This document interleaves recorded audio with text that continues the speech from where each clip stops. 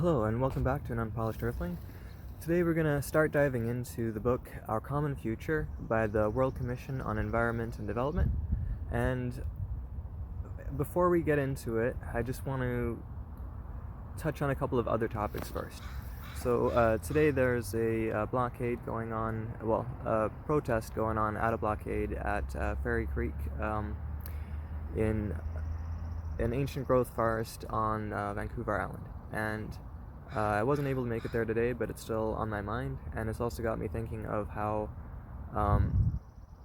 engaging and important all of these kinds of events and movements are, and how each one of them can take a huge amount of dedication, where there have literally been people out there for weeks doing the best they can to protect the forest, and if they don't keep doing that, the forest is under threat of being destroyed.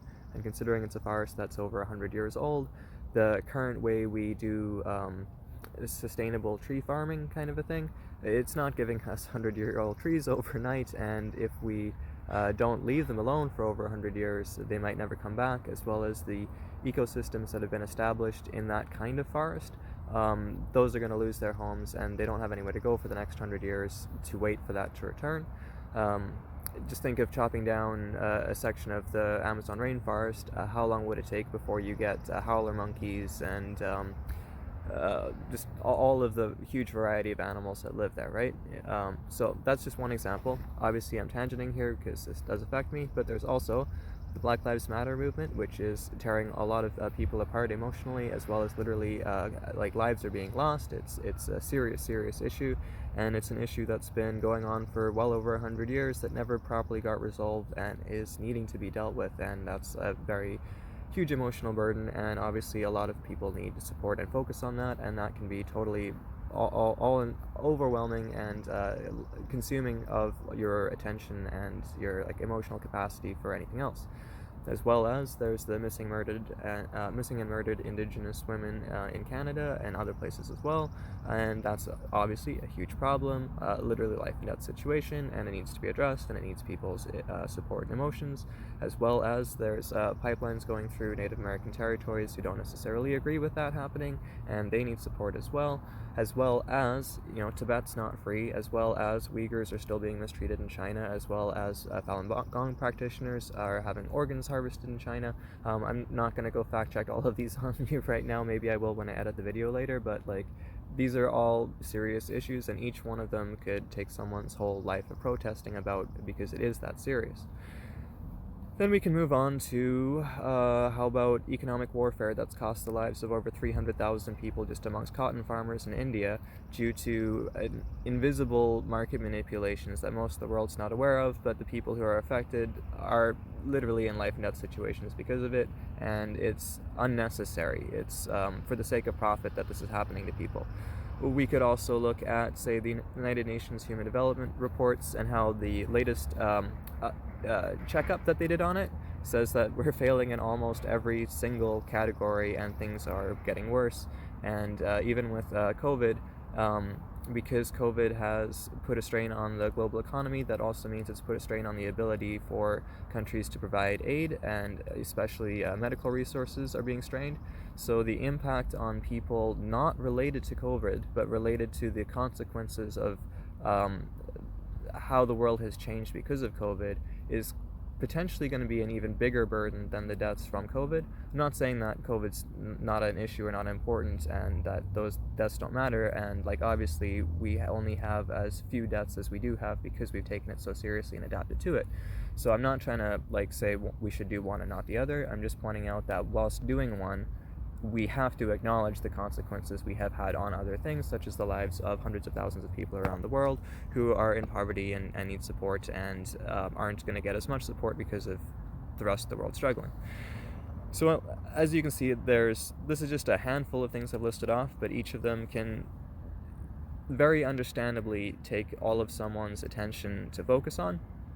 And if you think of how many people care about trying to make a difference in the world, and then start looking at ways to do that, it's very easy to see how they can quickly get engaged with many of these different causes, and it's quite overwhelming, to try to go to support every one of these movements all at once. So I'm in a state where I'm trying to be as aware as I can, and I try to help as I can, and I try to be an ally to everyone, but I know that I'm not going to be a leader in any of those movements because I don't have the emotional capacity and energy to be present everywhere all the time in all of these things.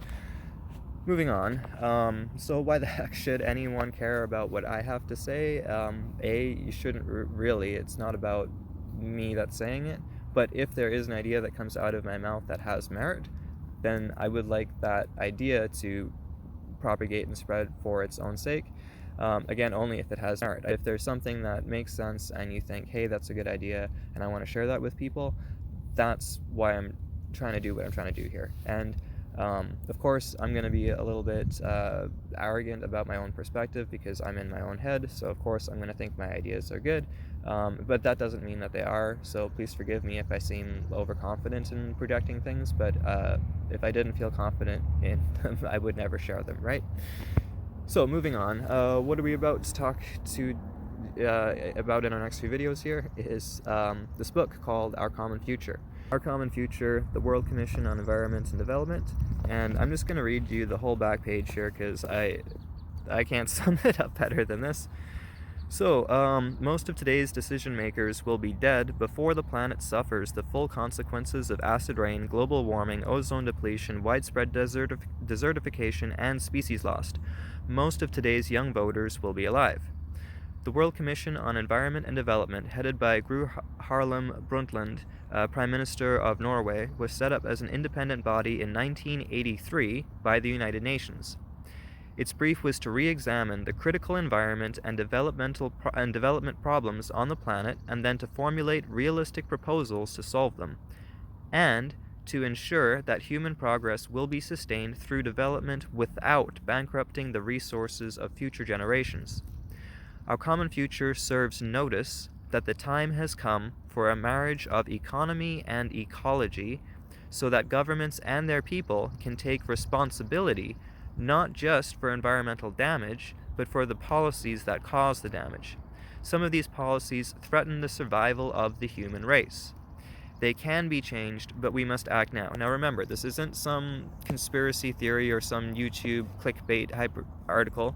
This is literally like hundreds of people working together at the behest of the United Nations over a few years, coming to the conclusion that some of the policies that we're living by threaten the survival of the human race. That's being very serious, and then they go through in this book in great detail what they mean by that and how there's a problem. They also outline, so I'll go through, we'll consider this the introduction now. They go through a threatened future towards sustainable development and the role of the international economy, so talking about what sustainability means, why we are under threat of survival if we don't deal with it, and then what the international economy does, not just in terms of its capacity to do good, but in terms of what it actually does in reality and how that's not a good thing, and how it's hurting people and destroying the environment and hurting all of us. They then go into the common challenges, which is not just economic, but economic is how we essentially impact the world. It covers all of our mining and food and production and housing and transport. It covers all of the stuff that we're basically doing that's going to have a big impact on the planet. So going into common challenges, we have population and human resources. In some parts of the world when they were writing this, human population was growing quite rapidly, and resources were not increasing because there's a limited Earth. So they're discussing that issue, but they're also talking about it in terms of equality and how the majority of people do not have a fair share of access to resources.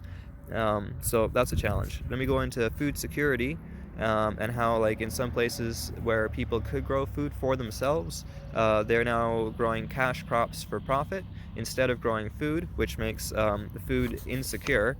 And at the same time, when those cash crops are manipulated by like subsidies, tariffs, as like the United States has done with cotton farming, which has impacted farmers in India, it distorts stuff. And instead of the farmers using the cash crops to buy the food that they need, they now don't get that money, and they aren't growing the food that they need. So it's a big problem, which is costing lives.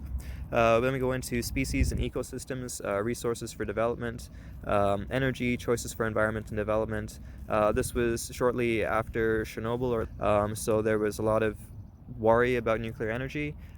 Since then, a few people have switched sides on the is nuclear good or bad fence a few times. Even some like James Lovelock, who wrote the Gaia hypothesis and talks about how the Earth is a living system. He actually breaks down the statistics of why nuclear power is safer than like solar panels and wind power if you look at the history with it. Of course, circumstances change, technologies change, and if there were just a handful more nuclear accidents, they may quickly have a much bigger effect than the wind and solar. So it may be that we're just waiting to see the full consequences there. But at any rate, it's interesting to know that nuclear power is not cast as specifically bad or specifically good, depending on where in this timeline of research you're looking at. I think today we're leaning more towards it being slightly more acceptable, although maybe not publicly approved of. I mean, in the public mind. Governmentally, a public mind, nay, I think is sort of where we're at. Anyway, industry, producing more with less, making things more efficient. There have been a lot of advances with that over the last few years, so that's improved a little bit. Although we also still produced all kinds of completely unnecessary stuff, like, I'm just not going to go into that. If you need that qualified, just look at a toy store or something. Then there's the urban challenge, the dynamics of lifestyle changes for people moving from rural to urban, as well as the increasing strain on resources for doing that. Like people in cities are more likely to be driving cars and things like that. Let's leave that one fuzzy. Everywhere in the world you look, it's going to be quite different what the difference is between rural and urban. So for example, in Canada, being rural means you're probably using more gasoline, whereas in China, being rural probably means you're not driving a big car all the time. So it's not quite consistent, but we'll go through everything in much greater detail in the following videos. Then we go into common endeavors, such as managing the commons, looking after the planet as a whole, peace, security, development, and the environment, talking about how things like war make it very difficult for us to cooperate, and then towards common action, proposes for institutional and legal change. And this is where things get kind of interesting. They also have an annex of proposed legal principles for environmental protection and sustainable development. And then finally, a discussion of the Commission and its work. And so why do I think this is important in light of all the other things I've just brought up?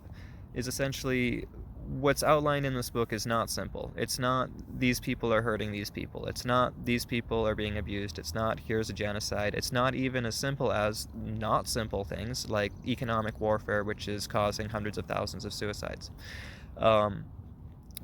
It's a lot more complicated. It's talking about things like how poverty is a cause of environmental devastation, but environmental devastation is a cause of poverty, and the initial driving factor causing both of those things to get out of hand is the institutional and legal frameworks which have allowed that to exist. So for example, a couple hundred years ago, people living in the Amazon were not in poverty, and they were in balance with the environment, and they're doing great. But now, as land's being taken away from them, they don't have the right to live in the same lifestyle they used to, so they have to participate in the country that's been created, which runs on like money, wages, all that kind of stuff. And so the government is actually incentivizing people to burn down rainforest to make way for land for growing crops and looking after cattle. And so we're actually having an economic system encouraging the destruction of environmental resources because the survival of the people living there is dependent on it. The people that were able to be self-sufficient have had their rights removed so that they're no longer able to do that without participating in the economic system which is destroying the environment. And again, don't take my word on it because I got dreadlocks and whatever. Like, it's not about me. I'm saying this is what the commission of people from around the world working on behalf of the United Nations found after looking at this very seriously for years. So everything I'm going at here is going to be backed up. Okay, so anyway, the point being is that the systems that we live by, as regulated by the United Nations, the World Trade Organization, the International Monetary Fund, the World Bank, and the international agreements set up between different countries, as well as the way countries run within themselves. For the most part, we have a fairly money-based capital private system, even though there's different degrees of socialism and communism and capitalism in different countries, and democracy and totalitarianism and all that other jazz. For the most part, almost every country in the world uses some form of money and engages in exchange through the World Trade Organization, and has rules and regulations to respect all of that. Like we function as a trading global system. And that system, with all of its different facets, because you can't say, look at the World Bank and understand how the system works. And you can't say, just look at the IMF and that'll explain how the world works. And you can't say, just look at the UN and that'll show you what people care about. And you can't say, like, there's just all these different pieces. And until you look at them all together, which is why it takes a whole bunch of experts putting it together in a book to summarize and explain it, you can't really see the big picture. And the conclusion from this big picture is that that big system we've got is killing us. And so when I see all these really serious and important movements going on around the world about very specific causes, I also see how if we could not ignore those, because they need to be dealt with, they're very important, but if we could also look above and beyond that to see how if we could fix the game that we're all playing together, almost all of those things would be fixed. Like in what I'm proposing in Gaia United, everyone has the right to life, everyone has the right to the resources they need to live, everyone has the right to create their own culture and participate with people that they want to live with. So in other words, if my system was in place tomorrow, Tibet would be free. The Uyghurs would not be oppressed. Falun Gong members would not be having their organs harvested. Traditional societies living all around the world would be able to live in their traditional lifestyle and speak their own languages and never have to deal with their colonial bullshit from the past. Like there will still be consequences and layovers from the past. You can't undo the harm that's been done to people and like the loss of culture and all that, so I don't mean it that way. But in terms of never having, say for Native Americans in Canada, to never have to talk to the Canadian government again, to never have to deal with that, to be truly free to say this is what we want and how we want it, and no one tells them otherwise, and they get to do it. So the system I'm proposing, I feel like, fixes almost all of these things, including preventing the economic warfare that causes the suicides in India at the moment. So it doesn't prevent people from disagreeing or disliking each other or having prejudices or perhaps wanting more than another, but it means that the system that supports our interactions with each other would allow us to at least be healthy. It wouldn't begin by first saying all of the murder and theft of the past is justified, and so the people who have control get to keep it, and inheritance makes sense and all that. It would be saying, okay, let's just wipe this whole slate clean. Everyone's human, everyone's equal. Let's be pragmatic about looking after the planet, but also being ourselves and being free. Because in my mind, seeing that future makes so much sense to me. That's why I hope that people will be able to find some small amount of attention and emotional space to consider what I'm saying and to share it. I don't want anyone to stop working on what they're working on. I don't want them to abandon any of their causes. But if in the back of their mind they could think, whilst I'm working on this, maybe there is hope that one day everything is just better and easier. And maybe if we can put just a tiny bit of energy towards achieving that, then it'll happen sooner than later. Like I believe that this kind of a way of life is inevitable for us because it does just make sense. But I don't know if it'll happen in 200 years from now or if it happens in 10 years from now, and I certainly don't have the power to make it happen myself. When it happens is up to when everyone else thinks it makes sense too. So thank you for listening, and I hope you all have a wonderful day.